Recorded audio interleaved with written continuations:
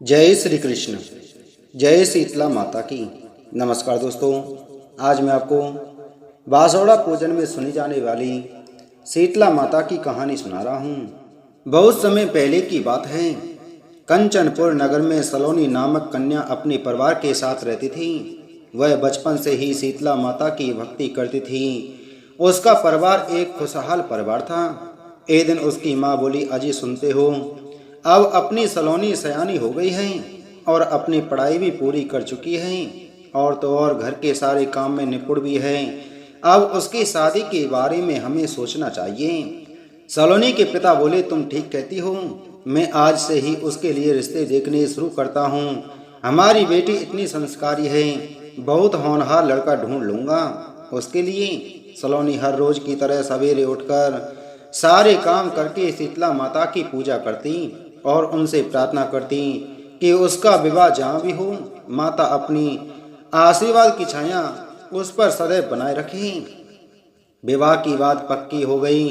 सलोनी ने शीतला माता का आभार प्रकट किया और उनकी कृपा से सब मंगल हुआ। सलोनी अपनी ससुराल पहुंच गई। सलोनी की सास बोली, सलोनी बेटी, मेरा दिलीप जरा कम बोलता है, उसका और हमारा दिल तुम्हें जीत कर ही दिखाना है। ये सुनकर सलोनी शर्मा गई। सलोनी के ससुर दिलीप से बोले, सलोनी को उसके माँ और पिताजी से मिलवाने ले जाना। एक दो दिन में फिर काम धंधे पर अच्छे से ध्यान दो, काफ़ी खर्चा हो गया है बेटा। सलोनी की ननद बोली, भाभी आपका सामान मैं रख देती हूँ, आपके कमरे में चलो, मैं आपकी मदद करती हूँ। अरे भाभी, यह क्या है आपके बक्से में? मूर्ति? हाँ, शीतला माता की मूर्ति है, मैं उनकी पूजा करती हूँ। सबसे पहले मुझे शीतला माता की मूर्ति के लिए स्थान बताओ, उसके बाद मैं अपना सामान रखूंगी और माता के लिए मीठे चावल बनाऊंगी। शीतला माता को यह भोग बहुत पसंद है। भाभी, हमारे घर में कोई मंदिर और मूर्ति पूजा में विश्वास नहीं रखता। दिलीप भैया तो नए जमाने के हैं, नई तकनीकी को मानने वाले हैं, और फिर इस मूर्ति को आप कहाँ रखोगी? मैं माँ को बुलाती हूँ, वही आपको बताएंगी कैसे भोग लगाएंगी माता को। ननद बोली, माँ माँ कहाँ हो आप? सलोनी की ननद ने सारी बातें सलोनी की सास को जाकर बताईं। यह मैं क्या सुन रही हूँ बहू? देखो बेटा, अब यह घर तुम्हारा है, इस घर के रीति रिवाज सीखो। अगर यहाँ रहना है तो हमारी तरह बनना पड़ेगा। हमारे यहाँ मूर्ति पूजा पर विश्वास नहीं करते। सलोनी बोली, ऐसा मत कहिए माँ जी, मैंने तो जब से होश संभाला है शीतला माता की पूजा अर्चना की है। आपके लिए भले ही एक मूर्ति है, पर मेरे लिए तो यह सब कुछ है। मैंने कह दिया तो कह दिया, मुझे कुछ नहीं सुनना। माँ जी, शीतला माता आपको क्षमा कर देंगी, आप उनकी महिमा से अनजान हैं, इसलिए ऐसा कह रही हैं।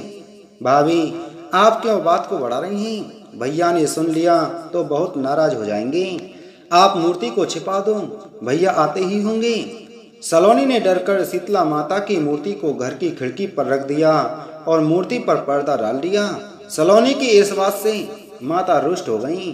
धीरे धीरे समय बीतता गया। सलोनी के पति को व्यापार में बहुत बड़ा घाटा हो गया। सलोनी ने शीतला माता की पूजा की जिद छोड़कर सास की बात मान ली। सलोनी के ससुर बोले, ना जाने क्या हो गया है, कहीं भी कोई लाभ नहीं हो रहा। हाँ पिताजी, ना जाने क्या हो गया है, कोई भी हमें उधार नहीं देना चाहता। बाजार में ना जाने क्या हो गया है, हमारे साथ कोई काम ही नहीं करना चाहता। दिलीप बेटा, मैं देख रही हूँ कि जब से सलोनी इस घर में ब्याह कर आई है कुछ ठीक नहीं चल रहा।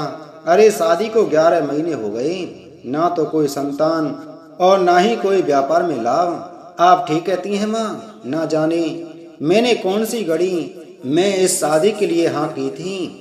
शादी के बाद से हम सब तरफ से परेशान हो गए हैं। सलोनी के ससुराल वाले उसके साथ बहुत रूखा व्यवहार करते हैं। सलोनी की सास बोली, अरे ओ कलमुही, कहाँ मर गई? हमारे तो कर्म ही खराब हैं जो हम इसे इस घर में ब्याह कर ले आए। जा जाकर चाय बना। सलोनी बेचारी सारा दिन घर का काम करती, सबकी बातें और ताने भी सुनती। संतान न होने का दुख उसे सताता रहता। धीरे धीरे सलोनी का हाल बुरा होने लगा। अब उसे उसकी ससुराल में भरपेट खाना भी नसीब नहीं होता था। ना जाने मुझे कौन सा पाप हुआ है। हे माता, यह सब क्या हो रहा है? तभी घर के दरवाजे पर एक बुढ़िया आवाज लगाती है। बुढ़िया ने आवाज लगाई, अरे कोई घर में है क्या? सलोनी बोली, बताइए माँ जी, मैं आपकी क्या सेवा कर सकती हूँ? उस बुढ़िया ने कहा, अरे बेटी, मेरे यहाँ शीतला माता का जागरण है, तुम अपने परिवार सहित वहाँ आ जाना। ठीक है माँ जी, मैं जरूर आ जाऊंगी। सलोनी की सास बोली, अरे कौन सा जागरण, हमें नहीं जाना किसी जागरण वागरण में, और तू भी नहीं जाएगी? माँ जी, मैं जरूर जाऊंगी। मैंने आपके कहने पर माता शीतला की पूजा अर्चना छोड़ दी, तभी तो हमारे घर में मंगल नहीं हो रहा। मैं जागरण में जरूर जाऊंगी और अपनी गलतियों की क्षमा मांगकर माँ को मनाऊंगी। देखना माँ जी, सब ठीक हो जाएगा। सलोनी दिलीप को भी जागरण में जाने के लिए मनाती है, लेकिन वो नहीं मानता, तो सलोनी अकेली ही चली जाती है। जागरण में जाकर माता शीतला से क्षमा याचना करती है और माता की प्रतिमा को बड़ी ध्यान से देखती है। तभी उसे प्रतिमा में से आवाज आई, सुनो बेटी। माता ने कहा, सलोनी, तुमने मेरी भक्ति छोड़ दी, मुझे भोग लगाना बंद कर दिया और मेरी प्रतिमा का तुमने और तुम्हारे परिवार वालों ने निरादर किया। तुम्हारी परेशानी की यही वजह है। सलोनी बोली, हे माता शीतला, मुझे क्षमा कर दीजिए। मैं घर जाकर पूरी विधि विधान के साथ आपकी पूजा करूंगी। सलोनी जागरण का प्रसाद लेकर घर आई और सबके भोजन में मिला दिया। अगले दिन सलोनी सुबह सुबह स्नान आदि से निवृत्त होकर माता शीतला की मूर्ति को घर में स्थान देती है। माता को गंगा जल से स्नान कराती है। माता को लाल चुनार और फूलों का हार पहनाती है, उनकी आराधना करती है और सबके उठने से पूर्व माता को भोग लगाती है। माता सलोनी से प्रसन्न हो जाती हैं। सलोनी रोज सबके खाने में चुपचाप भोग मिला देती थी, जिससे सबका मन शांत और हर्षित रहता।